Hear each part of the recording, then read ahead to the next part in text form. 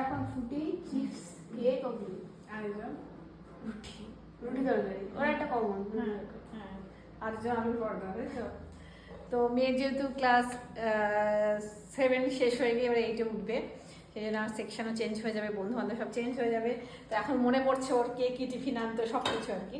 তো যাই হোক, আজকে আমাদের রাতের খাবারে আছে, এখানে আছে দেখো ডাল মহারানী, দারুণ হয়েছে খেতে।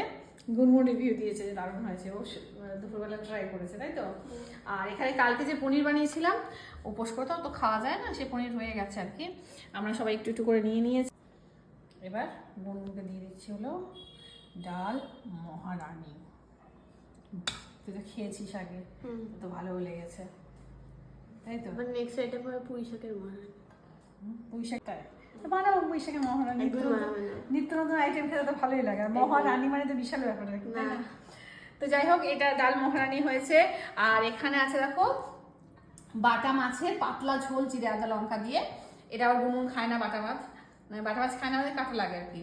আর আছে হলো টমেটোর চাটনি। তো এই দিয়ে হবে হলো আমাদের রাতের খাওয়া দাওয়া। তো চলো শুরু করি। শুভরাত্রি।